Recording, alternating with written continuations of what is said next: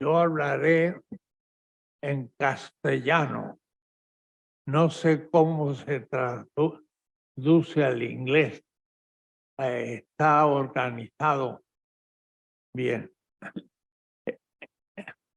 El tema lo divido en 4 partes, cada uno 5 minutos.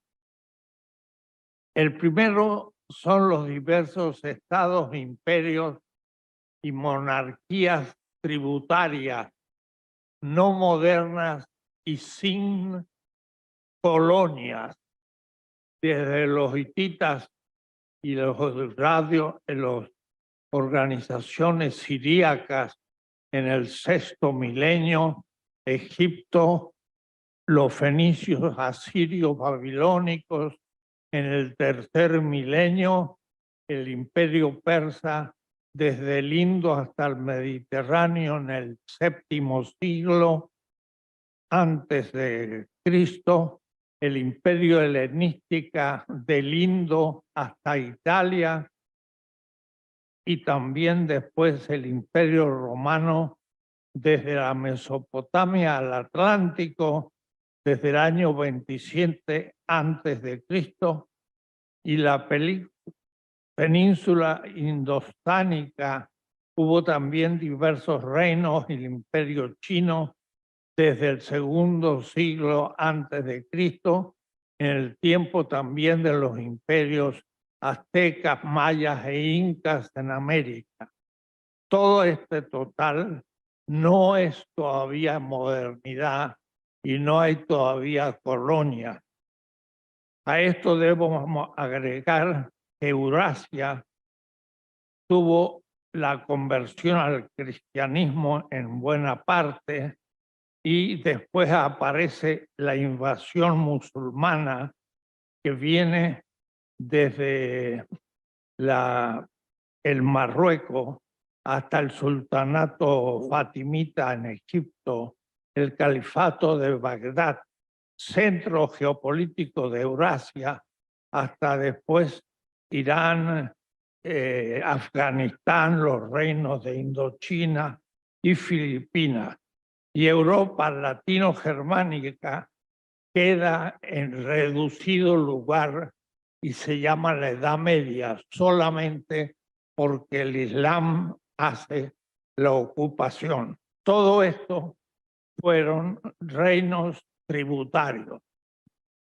Segundo, la colonización tiene origen en la modernidad desde 1492. Es el momento en que se utilizan los océanos para sitiar a los grandes imperios territoriales, que es la ocupación desde Europa de lejanos lugares gracias a un pequeño navío llamado la Carabela, descubierto en 1441, que permite andar contra el viento y contra las corrientes, y entonces realmente constituir un mundo universal. Y es el lugar del momento del capitalismo, ya que hay la originaria concentración de capital. De Bolivia solo en las minas de Potosí salieron 20.000 toneladas de plata en el siglo XVI, que es lo que da a Europa la acumulación originaria del capitalismo. Quiere decir que el colonialismo y la centralidad de Europa y la utilización de los océanos son el contexto del origen de lo que llamamos colonialismo. Las etapas son la conquista y colonización hispánica de la América nuclear, que ocupa todo el continente americano, colindando en el norte con Alaska, que ya el zar de Rusia había ocupado. y de entonces en la ocupación de todo el continente americano, menos aquello que va a ser ocupado por Inglaterra y Francia, y el Caribe, Cuba, Puerto Rico, Filipinas y el Portugal con Brasil, Angola, Mozambique, Cuba, Goa, que son las colonias propiamente dichas, pero de un imperio mundo, como le llama Wallerstein.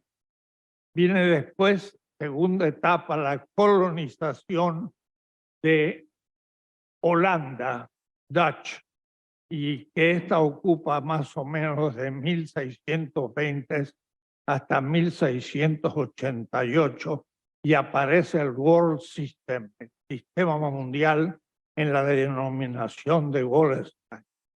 Y la colonización inglesa es posterior, constituyendo las colonias de Nueva Inglaterra sobre la Nueva Holanda y la ciudad de New York sobre la ciudad de Nueva Ámsterdam, anteriormente neerlandesa. La colonización francesa, que con Napoleón ocupa primero el Egipto, pero después Algeria y buena parte del África. La colonización dinamarquesa en el Caribe con Groenlandia, los belgas con el Congreso de Berlín en 1890, se organiza en Europa la distribución de la ocupación de todo el África. Entonces tenemos un proceso de colonización de la periferia. Tercero, el proceso de descolonización. Las colonias de Nueva Inglaterra se descolonizan plenamente, transformándose en Estados Unidos en 1775, que va a ser un centro geopolítico mundial solo desde 1945 y llega a ser la nueva potencia gracias a la doctrina Monroe en 1823, ocupando 2/3 partes del territorio hispano-mexicano que tenía por frontera norte a Rusia, de los Ares, en Alaska, ya que Florida era parte de España y de México, Luisiana también, y todo lo que era la costa del Pacífico, que va a perder España y la va a ir lentamente ganando Estados Unidos con una colonización interna. Las colonias españolas de América Latina y del Caribe van a pensar también la descolonización.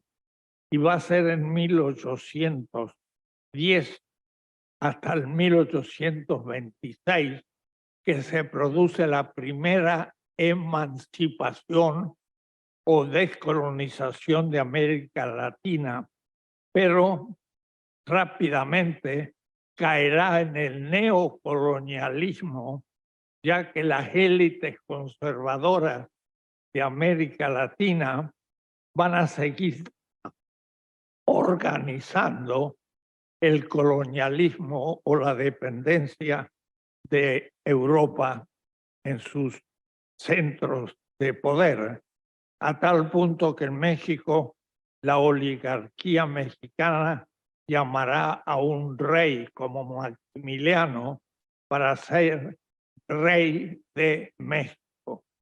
Es un proceso de descolonización y recolonización.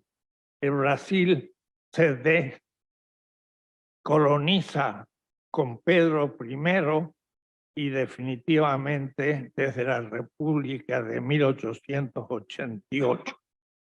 Llegado a la Segunda Guerra Mundial en 1945, Estados Unidos impone una descolonización de las colonias europeas en África y el Asia a fin de expandir su hegemonía global, especialmente desde la desaparición de la URSS en 1989 como fin de la Guerra Fría y entonces queda como potencia mundial.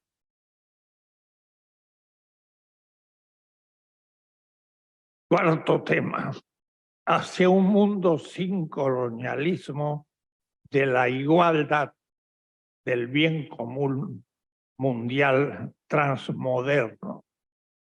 El sur global debería alcanzar en el futuro una igualdad internacional pluriversal, considerando ahora un proyecto de crecimiento más allá del neoliberalismo, del desprecio de otras razas, desde el criterio de la whiteness, de la blanquitud, desde un eurocentrismo ideológico, desde un machismo, de una masculinidad tóxica, desde una falta de una ética ecológica, desde un menosprecio de las otras culturas.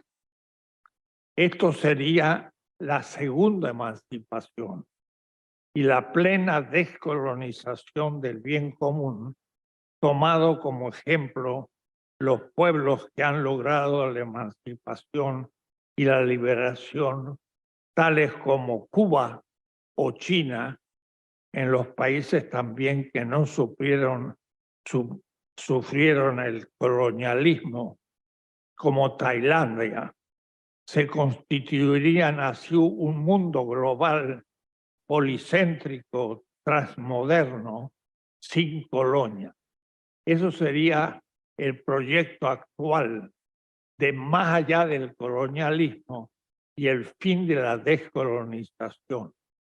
Pero todo esto está en proceso por los últimos acontecimientos, donde Rusia y China hacen un pacto muy fuerte que vuelven a hacer contrapeso a Estados Unidos, pero también surge en el BRICS la India y Brasil, que supone entonces un mundo futuro sin colonización y igualdad de los países. Este es el ideal, diría yo, ético y humanístico, un mundo sin más colonias y con una perspectiva ética de justicia de unas Naciones Unidas sin vetos y realmente democrático. Entonces he puesto rápidamente, demasiado rápidamente, el tema. Primero, los grandes imperios anteriores al colonialismo, el momento de constitución de colonias que también ya no eran dependientes del colonialismo europeo y el proceso de la descolonización a medias, porque se vuelve muchas veces al neocolonialismo y que habrá que saber superar. Debemos definir muchas cosas. ¿Qué es colonialismo? ¿Qué es descolonización? ¿Qué significa la posibilidad de un mundo igualitario, de justicia, que realmente tenga el bien común de la humanidad, de estados que cada uno tenga derechos de autonomía y soberanía a partir de sus pueblos y que no dependa de imperios que se impongan desde fuera? Esto es un poco el esquema que he resumido y que he escrito también en un texto inglés, pero no veo si se ha repartido el texto para entender todo lo que yo he dicho y entonces poder entender la historia de la colonización, descolonización, neocolonialismo y superación de todo eso hacia una igualdad del bien común próximo futuro.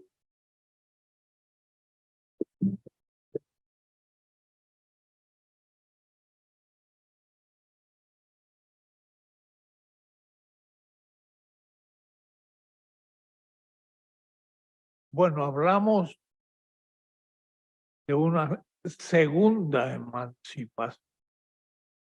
En América Latina nos emancipamos de España y de Portugal, pero en manos de la propia oligarquía latinoamericana caímos en el neoliberalismo, sí, pero a su vez en el neocolonialismo. Y ahora la lucha es justamente que ser respetado como igual por las potencias. Estados Unidos, Rusia, China, los que son las nuevas potencias. Pero se nos va a reconocer en la medida que nosotros logremos en cada país la conciencia de esta descolonización. Y es una lucha. En México, por ejemplo, ahora el presidente tiene una gran visión de que México es un país independiente que puede hablar igual con Estados Unidos, aunque Estados Unidos tenga mucho más poder militar, económico, pero sus gobiernos son elegidos por el pueblo y ese es el apoyo de lo que llamamos el poder obediencial. El poder debe ser, no como dice Max Weber, la dominación de alguien aceptado por obediente, sino al contrario, como dicen los indígenas de Chiapas, siguiendo la línea de Bartolomé de las Casas, que el pueblo es el que inviste de poder a la autoridad y que exige ser oído. Entonces hay que reconcebir el poder político como un poder obediencial al pueblo y darse cuenta que la soberanía no reside en el pueblo ni en las leyes, sino que reside en el pueblo. El pueblo es el sujeto del ejercicio del poder.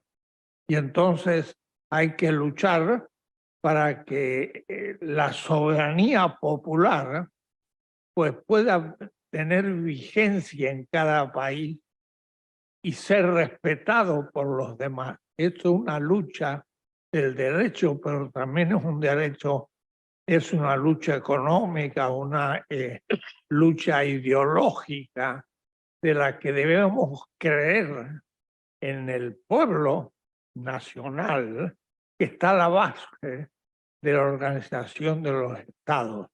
Y aprobar el Estado, pero en defensa del pueblo y no en oprimiendo al pueblo con un neocolonialismo como se acostumbra en el sur global, América Latina, África, Asia. Entonces tenemos que luchar para que las potencias reconozcan a los países en igualdad y den a los pueblos el derecho de, a su vez, expresar a las autoridades de las instituciones y las leyes las exigencias de la vida que ese pueblo necesita.